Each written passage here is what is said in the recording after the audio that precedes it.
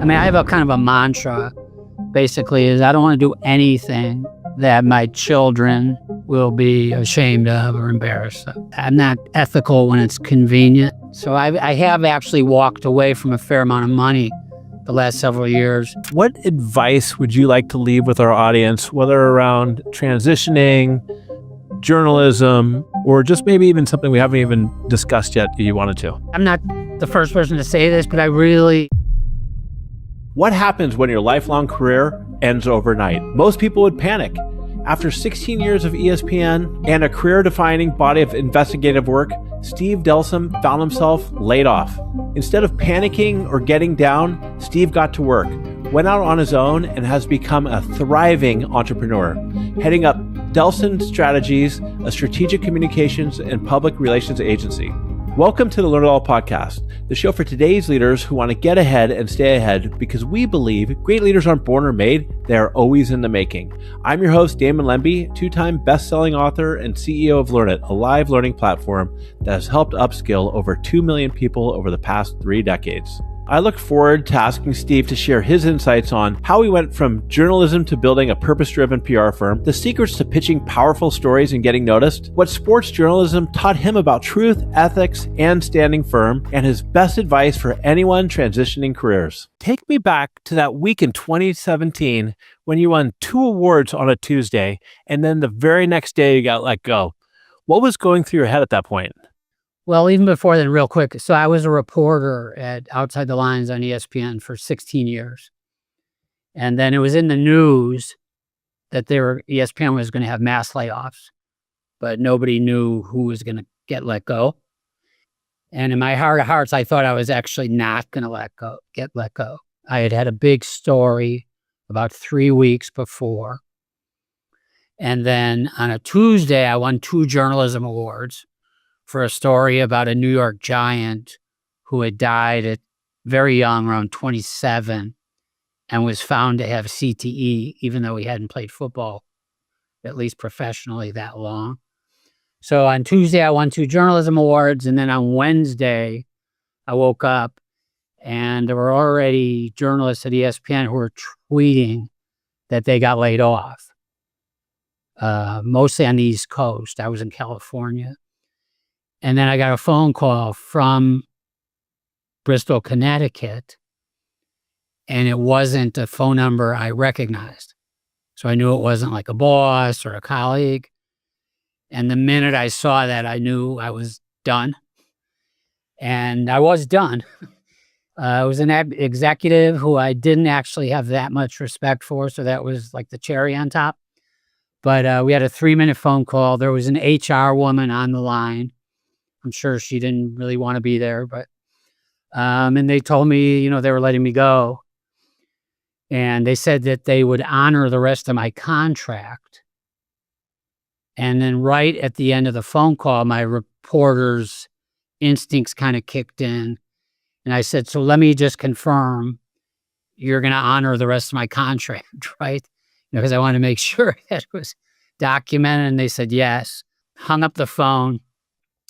I was in shock. It felt surreal. And I called my wife. I told her, don't come home. She was working in an office. And of course she came home. And we were just sitting around talking. And it was really scary. I was 59. I'd been a journalist for my entire adult life. My identity was very wrapped up in being a journalist. And I had absolutely no idea what I was going to do next. I checked in with my agent, and he said, you should decompress for a while. Don't do anything, which I completely ignored. And literally the next day, I was looking for another job as a journalist. So it was kind of a whirlwind 24 hours. Yeah. And a day I'll never forget. No, obviously a day you never forget. And I admire you for the sense that you lost your job after 16 years at ESPN, Peabody Award, all of this. And then the very next day, you were able to get up and start the hunt and looking for a job instead of, I guess, soaking in your, what happened to you. Whenever I have a some kind of crisis or failure professionally, if you could even call that a failure, I usually double down on hard work. I don't really know any other way to go about it. So I started looking immediately, and ultimately, there were a couple of jobs I probably could have gotten, but I had been somewhat spoiled by working at Outside the Lines for 16 years. And the jobs that I thought I had a shot at, I didn't particularly want. Plus, my wife and I didn't want to leave Los Angeles. She grew up here. We had raised our kids here. And so I just kept looking. And then ultimately, a couple of people said, have you thought about going into PR? And I had literally never once in my life thought about going into PR.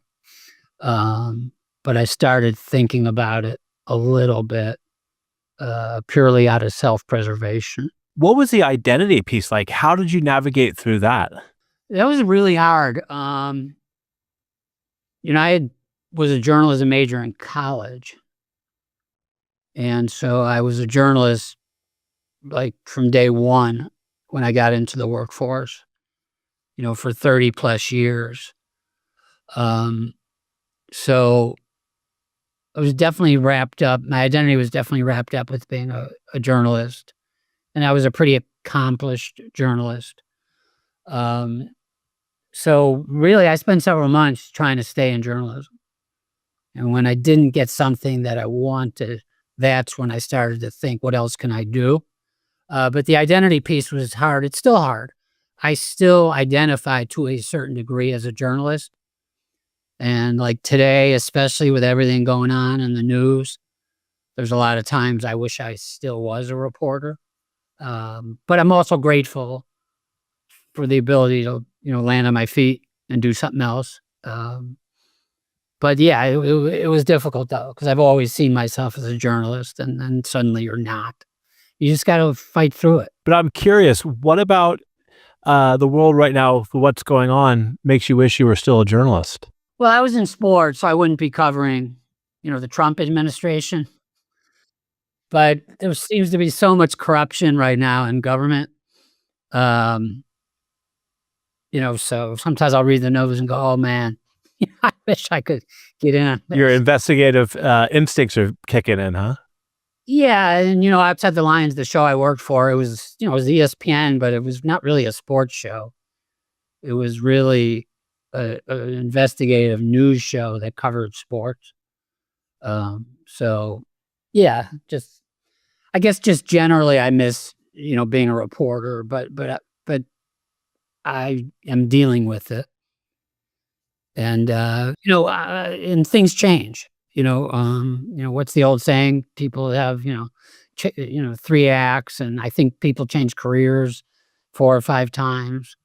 I went from being a newspaper reporter to a magazine writer to an author to stumbling into TV with ESPN by accident, and now in strategic communication. So you got to just keep, changing and doing what you got to do to take care of yourself and your family.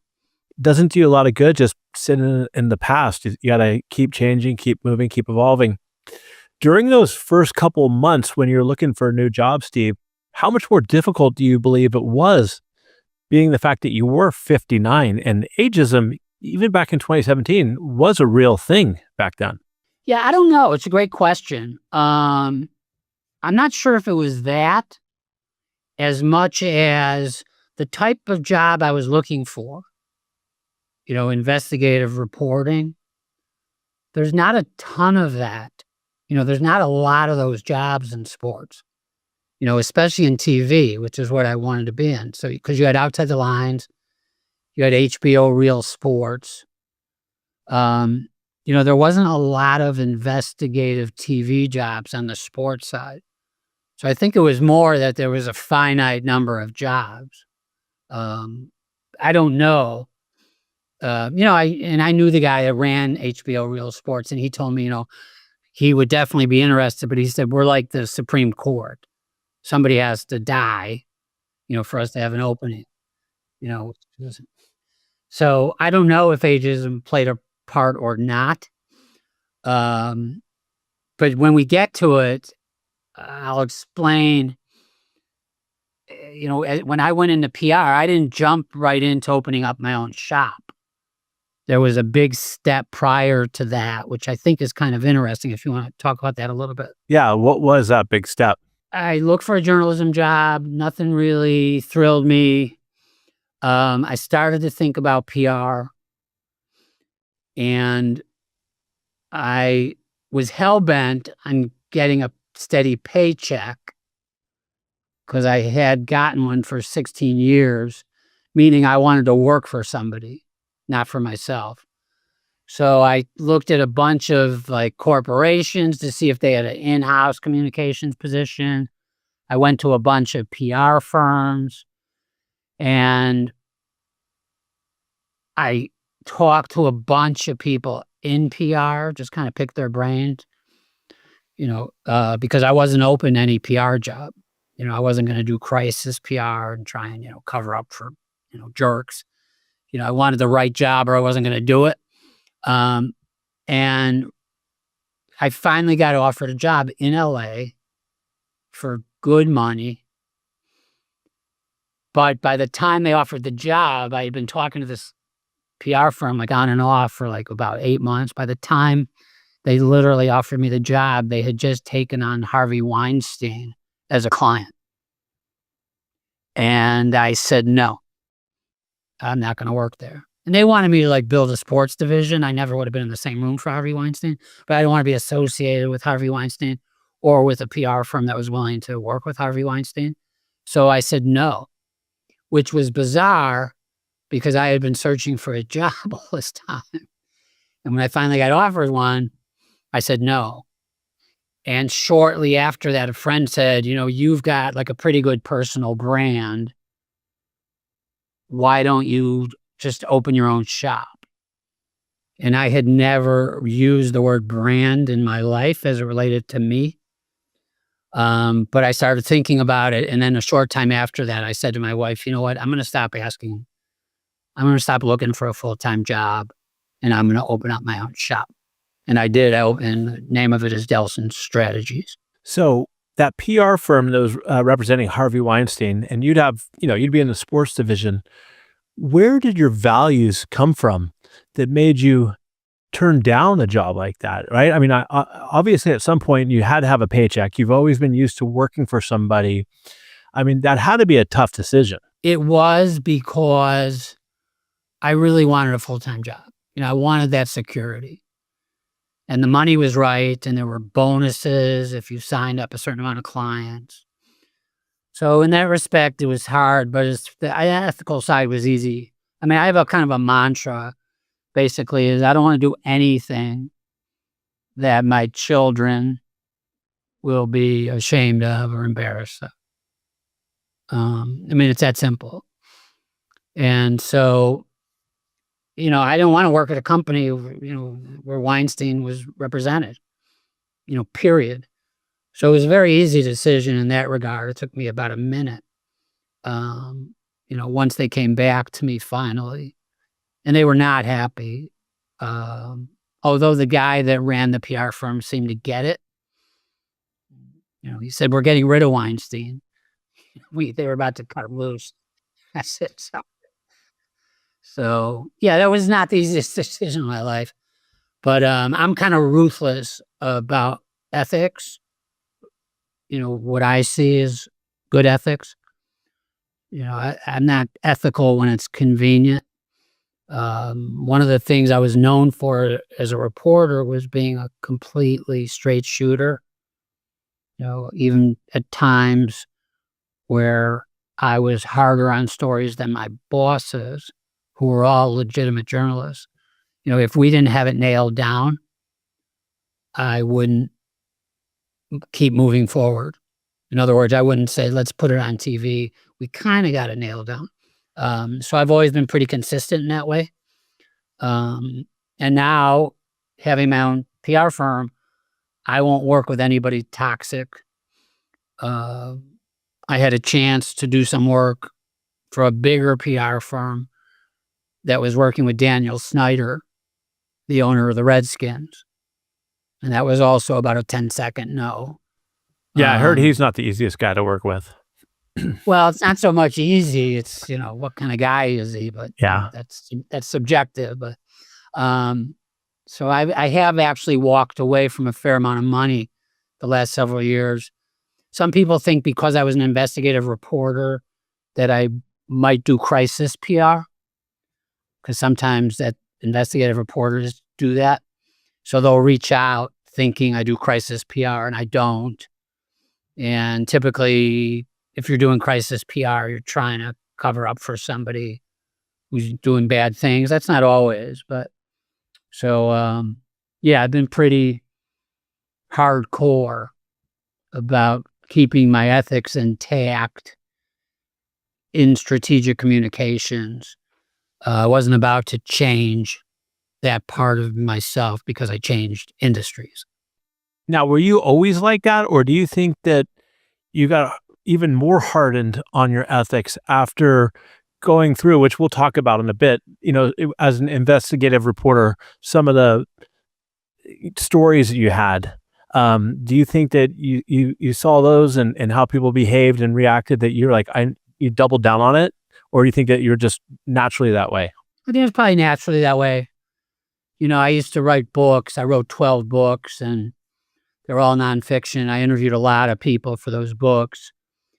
And I think there's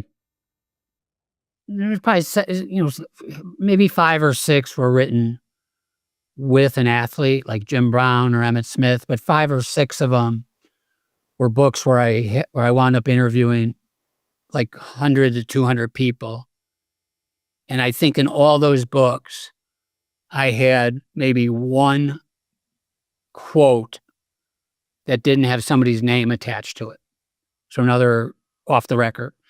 Everything else had somebody's name attached to it. So my thought was, if someone's telling me something for a book and they're not willing to put their name next to it, I'm pretty much not going to use it every time. And I also never literally had anybody complain about something in a book.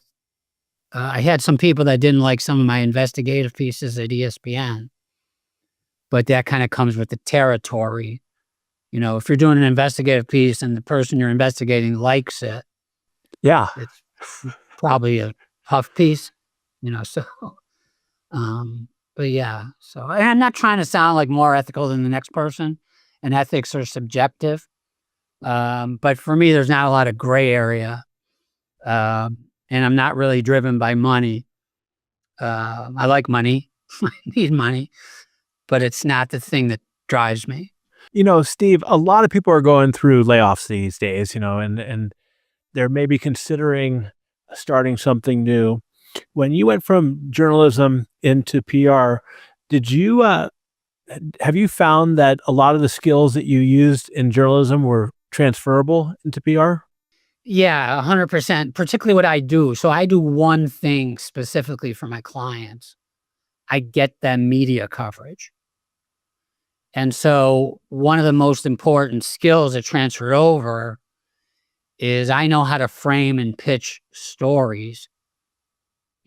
So if I'm pitching somebody at Forbes, say, I know how to frame and pitch a story.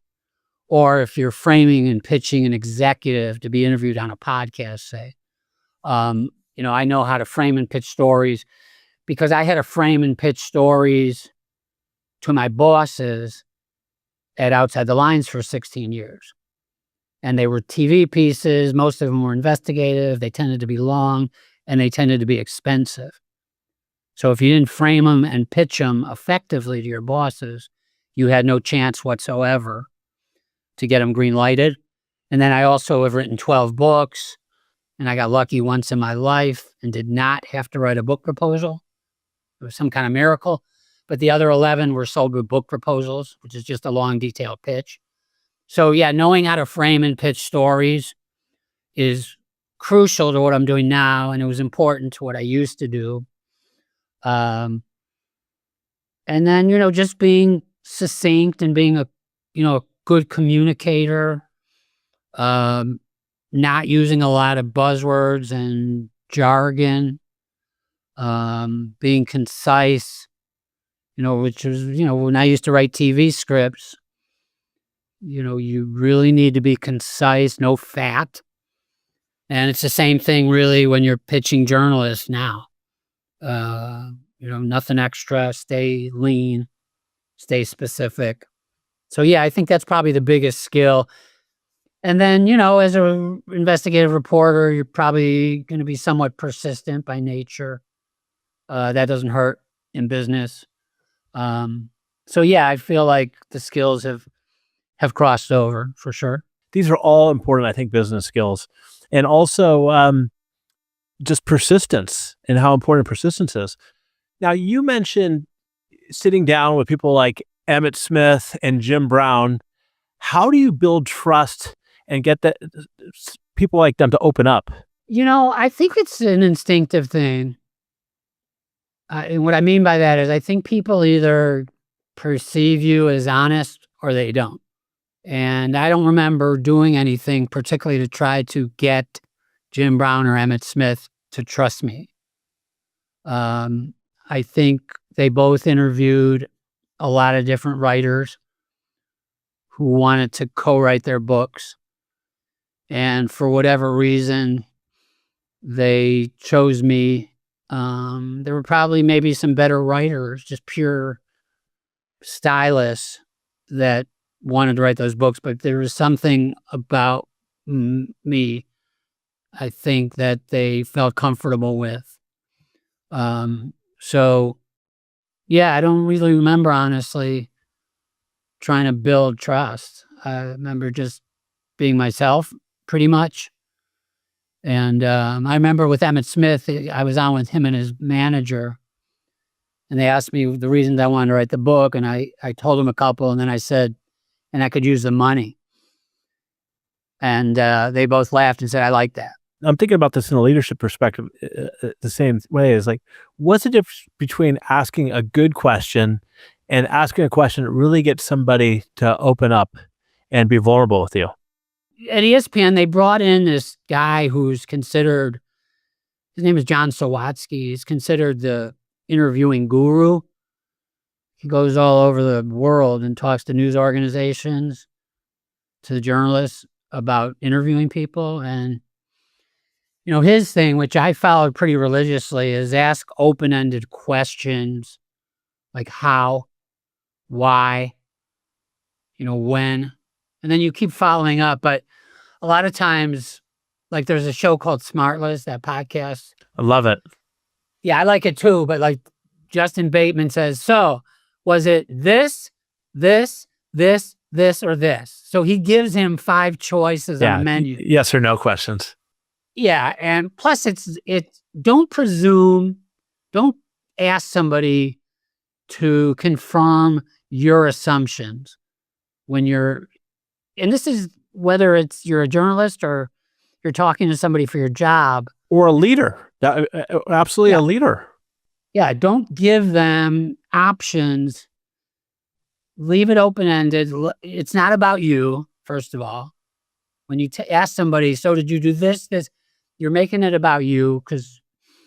And so very open-ended questions. Sawatsky used to talk about non-loaded questions. So in other words, so what'd you say next to that jerk? That's a loaded question. And the key is, really listen and then keep following up. So, what happened that morning? That's all you got to start with, they tell you, and then keep following up, keep listening. I used to teach a little bit at USC, some journalists, and my running joke was that sometimes you'll see somebody on TV and they'll be interviewing somebody and they'll say like, well, why did you hit 30 home runs last year and this year you only hit 4?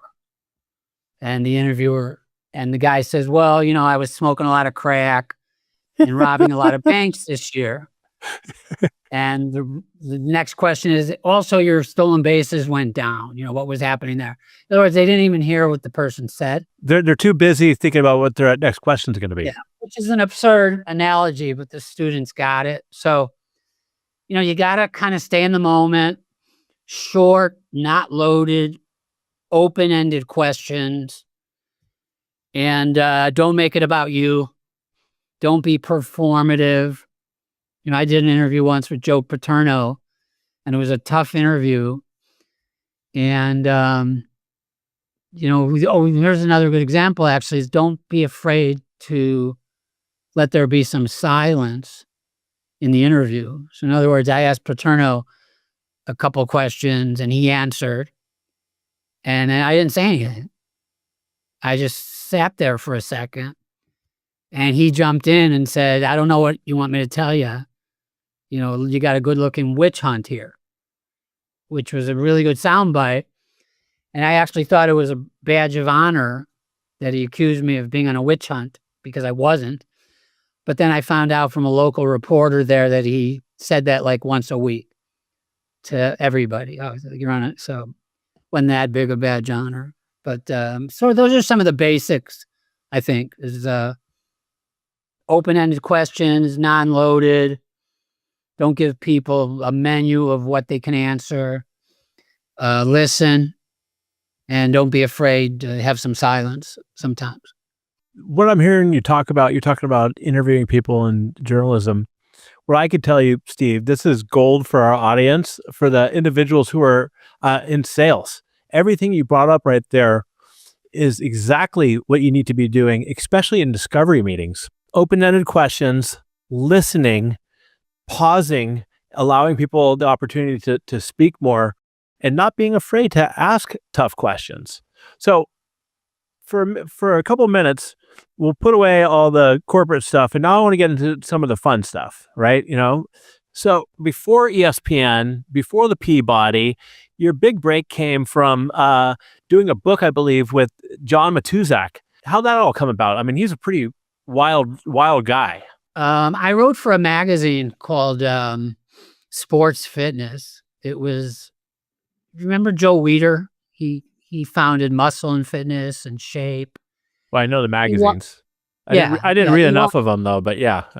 Yeah. He's the guy who allegedly brought Arnold Schwarzenegger to America, because Arnold was the guy that kind of made Muscle and Fitness. And I think Joe was part of his moving to America. Maybe. That's what Joe used to say. Anyway, he wanted to start a sports magazine that married sports and fitness, sports and lifting weights, really. And so I was one of the editor, and I interviewed Matuszak for a story for Sports Fitness. And we hit it off. He was wild. And then I think I went to him and said, John, have you ever thought about writing a book? And I had never written a book, but I had done a fair amount of writing. And he decided he wanted to do it. And so, we wrote a book together. It was called Cruising with the Twos, which is how he used to describe his week in New Orleans at the Super Bowl, where he was out of control before the game. And that's how I got into the book business. I co-wrote his life story with him. And then I wound up doing a book with Jim Brown, which was a pretty big New York Times bestseller. Then I did one with Emmitt Smith, which would have been a lot better if his mother, his agent, and his manager hadn't edited it and taken out all the good stuff, including all the good stuff about Jerry Jones. Can I get one of the good stuff stories, or is that not okay? Yeah. Give me a good stuff. Give me a good stuff story. I'm pretty sure he told me Jerry Jones used to buy shirts that were too small, so he'd look more muscular. That's and I'm pretty sure they took that out of the book. Yeah. He was also, this was in the book, but I think they toned it down a little bit. He also was not happy that Jerry Jones handed over a huge contract extension to Troy Aikman, but beat the hell out of Emmitt Smith during his negotiations to the point where Emmitt actually, I believe, if I remember correctly, sat out a couple regular season games because the contract was not resolved. It was really ugly. And whereas Aikman was just like, here. And he also paid Aikman a lot more. And I think that's bothered Emmitt forever. So, yeah. And then I wrote a book with Sam Kinison's brother, speaking of wild men, Bill Kinison, who was Sam's manager. And Sam was a failed preacher who used to crack up the congregation, but forget to ask for money, who kind of stumbled into stand-up. And that was a good book, actually. Howard Stern optioned it, and it's been bouncing around Hollywood ever since. And to this today, until today, there still has not been a Sam Kinison movie. I'll put a link in the show notes. I think I told this to you the first time we spoke. Sam Kinison, saw him live once, and he was my all-time favorite comedian. Really? Yeah, that's what you did mention. Yeah. Yeah, he was amazing. I don't know if he could do what he does now. No, come on. Most of them can't. Some of those bits haven't aged well. Yeah. But he had a really wild story because he came from a family of evangelical preachers that would travel around the country.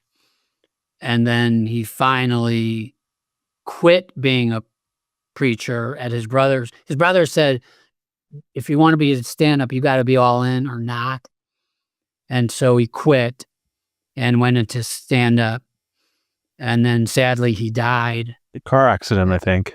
Yeah, car accident. At a point where he actually got hit by a drunk driver, which was pretty ironic, sad, obviously, but also bizarre because he has had a drinking problem. So, yeah. You have some amazing stories. You touched on it a moment ago, but you've investigated Paterno at Penn State, UNC, the NFL. How do you go about preparing when you're going up against these massive powerhouses? For one thing, it was a team effort at Outside the Lines. So for every story, the reporter is paired with a producer. And the producers at Outside the Lines, were not just good at making a piece look good. They were, hardcore journalists themselves. And then our bosses at Outside the Lines were really solid journalists. So it wasn't, you're not out there on an island. And that's important, obviously. Because if you get something wrong about a North Carolina or the NFL, you're gonna hear about it in a big way. I would just talk to a lot of people before I talked to a lot of people on the phone, do a lot of reporting on the phone before we ever interviewed somebody on camera. So just like really educate myself and try to talk to as many people as possible. Try to read as much as possible with a big grain of salt. Because you can't literally believe everything you read. But you can certainly start to educate yourself by reading what's already been out there by good journalists. So just a lot of research and due diligence, talk to as many people as possible, and be really ruthless about not putting stuff in the script unless it's nailed down 100%. And sometimes people don't complain that you got the facts wrong. I've virtually never had anybody say I got the facts wrong. Sometimes I just don't like the fact that you're questioning them, period. Like I did a piece on whether Duke is always known for its academics. Mm-hmm. And they like to boast a lot about how great the academics are for the athletes too. And it is a good school, obviously, but we found that the academic standards for the men's basketball team, which is the cash cow there, the standards were a lot lower than they were for the golf team or the tennis team or other sports that don't make money, basically. In other words, you could have certain grades and SAT scores and get onto the Duke men's basketball team. And there's no way, if you have those scores and SAT and grades, and get on the tennis team. Now, that's not unusual, probably, but Duke was freaked out that anybody was even questioning their academics. And I was not very popular with the school or their fan base for a while. Yeah, I would think, going into that, that there's going to be backlash potentially for you, right? Or there's going to be a lot of pressure. So in situations like that, going into it, how do you keep yourself from either getting, I guess, overly anxious or just grounded going into a story that is going to go national? It's cliche, but double down on the work that you do. Talk to more people, find more documents, documentation. It could be kind of nerve-wracking. It could also be exhilarating, particularly if you're doing a story, for example, with a sexual assault survivor. Maybe a school, and I did some of these, where a school tried to brush it under the rug because it was an athlete, where they slapped an athlete on the wrist. And a lot of times those survivors, there's a term I heard called institutional betrayal. And that could be a corporation or a school or, where the institution basically betrays the person that got victimized. But I've done some stories with sexual assault survivors who really felt that nobody was listening to them, including sometimes the cops, either because the cops were invested in not making the school look bad, or maybe they legitimately just couldn't prove the case.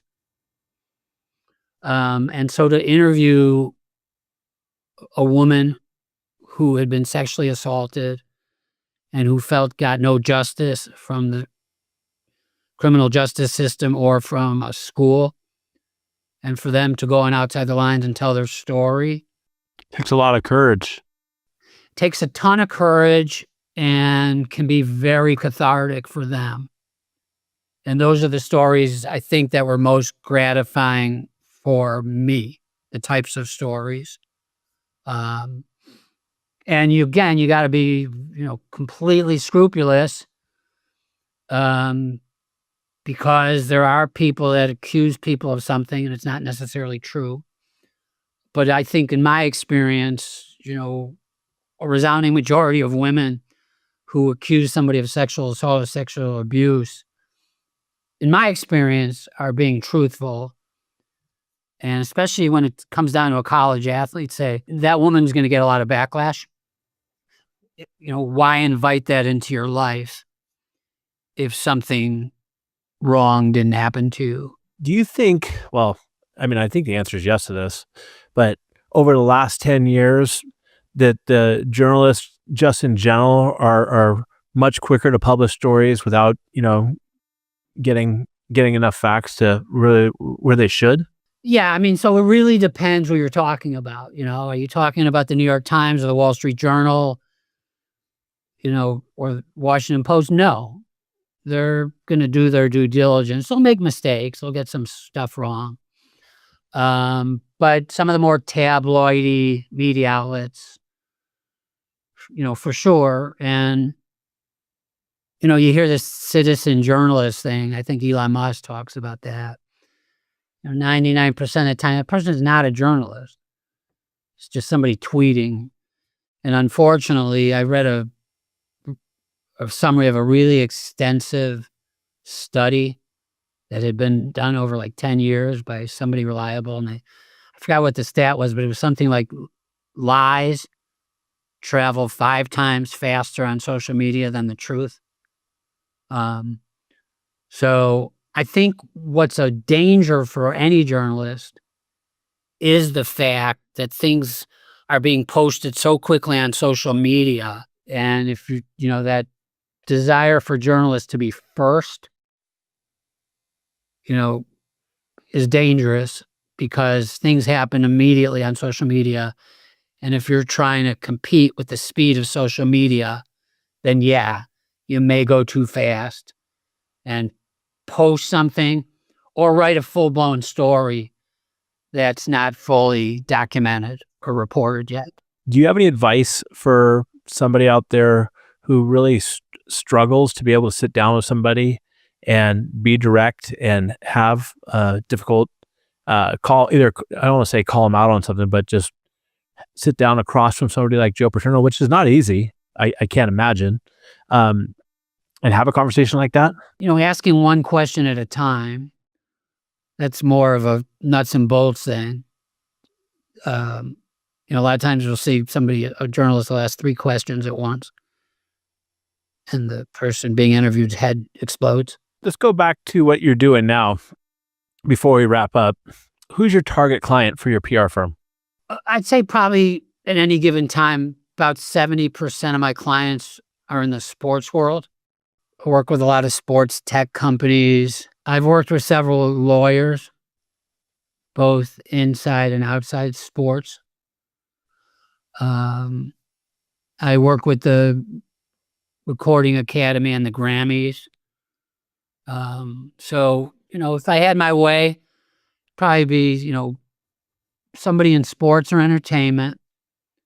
And then ideally, somebody that's having a positive impact on the world. I know that sounds a little bit corny, but that's like the ideal client. I don't think it sounds corny, because essentially what I hear you saying is, first of all, you're going to start with who you're not going to want to work with. You don't want to work with assholes, right? You don't want to work with people that would damage your reputation, especially with your family. And I think that's important. I think a lot of times, especially when you're starting your own business, you'll just grab onto whatever clients you can get. And sometimes you can regret it. And it really sounds like the work you want to do, you just want to have purpose and meaning and make money at it, but purpose and meaning sounds like it's very important to you. Yeah, it is. It is. So, the ideal client is probably Steph Curry. Okay. But I am still waiting to hear from him. Before we wrap up here, what advice would you like to leave with our audience, whether around transitioning, journalism, or just maybe even something we haven't even discussed yet that you wanted to? I think this is probably, I'm not the first person to say this, but I really believe in the power of networking. One of the things that I do in my business is sometimes I will reach out to somebody and just say flat out, would you possibly want to work with me because you would like to get more media coverage? But a lot of times I just reach out to people and say, hey, do you know anybody that might be looking to get more media coverage? And a lot of times that second approach, they can say, well, actually, I would like to do that. But a lot of times they'll say, let me think about it. And then they'll come back and say, you know what? Yeah, actually, I have a friend who owns this company. But I find sometimes by just saying, do you know anybody? There's no pressure on them. And so they may start a conversation, and then you start to build up a working relationship. But I'm a big believer in networking. And I'm a very big believer, again, this is going to sound corny probably, but I'm a very big believer in helping other people when they ask. When I left ESPN, I was astonished by how nice people were when I told them I was looking for a job. It was unbelievable. And it was very healing, actually, because it's a trauma when you get laid off. And the amount of people that were willing to say, hey, yeah, I know somebody at the Washington Post, or I know somebody at Sports Business Journal, or I know somebody at, Ketchum, the PR firm. And so I do that too. And I especially like to do it with either college kids or college students who just graduated, because they're always trying to figure it out.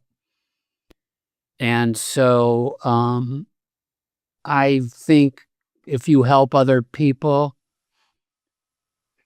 they're going to help you. But do it anyway, whether they're going to help you or not. But yeah, I think that's important. I believe in karma, I guess, to a certain degree. Life doesn't always turn out as we plan, right? One day you wake up, you're out of your journalism job. I mean, this is kind of hypothetical, but do you think that you're happier on the path that you're on now with where your life's at, that if you would have stayed in journalism your whole time? I'm happy I don't have to travel much. I'm 1000% happy that I didn't get a job at a PR firm. I work out of the house, and I have worked out of the house for like 30 plus years. So I think that whole thing about, well, if you work remotely, you're not a hard worker. You hear that sometimes from CEOs trying to bully people. Yep. It's the stupidest thing I've ever heard. You're either wired to work hard or you're not. My daughter likes going into an office. It's part of her social life. I get that. But the idea that if you work remotely, you're not a go-getter is a joke. So I love being my own boss, though. It's a huge perk. Because you decide who you want to work with and who you don't. You decide if you want to stay in sweats that day, or you want to work downstairs, or upstairs in your office, no commute.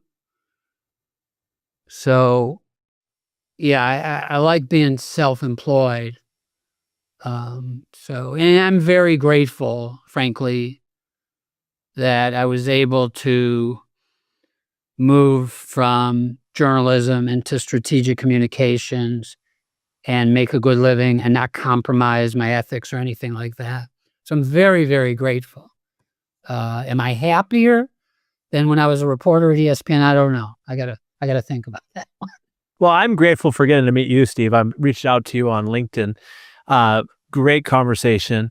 We talked about everything from what it's like to be at the top of your game to the next day questioning your identity. Then we also discussed the importance of having values and integrity in whatever line of work you want to go, and what it's like going out on your own, and some great conversations around sitting down with some of the most powerful people in this country, and going at it with integrity and having those tough conversations and creating great stories. So speaking of great stories, if people want to hear more great stories from you or connect with you, where's the best place for them to connect with you at? My website is called Delsohn Strategies. And so you can go there and send me a message there. Yeah, that's probably the best. And I think the URL is just delsohn.com. I should probably know that. Yeah, but Delsohn Strategies, you can send me a message there on my website. Yeah, that's a good point, actually. I'm real active on LinkedIn. I like LinkedIn because everybody's not yelling at each other. Yeah, not like X or whatever it's called. So LinkedIn, it's good there. Well, Steve, I really enjoyed our conversation. I know it's not going to be our last. I'm still going to hold you to your idea of maybe starting your own podcast. I think that would be great. But what I want to say to our listeners are, hey, if you enjoy this episode, please rate and review it.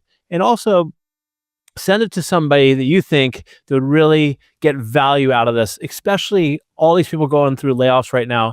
I think Steve's got a great story, an inspiring story of somebody having to make a transition and going from one career to the next.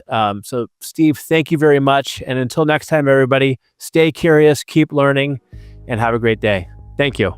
I often tell sellers, like, my job isn't here to say you're broken and I'm here to fix you, because I think we'd all agree a lot of you guys are doing great already. What I'd like to lay out for you is a story of not how the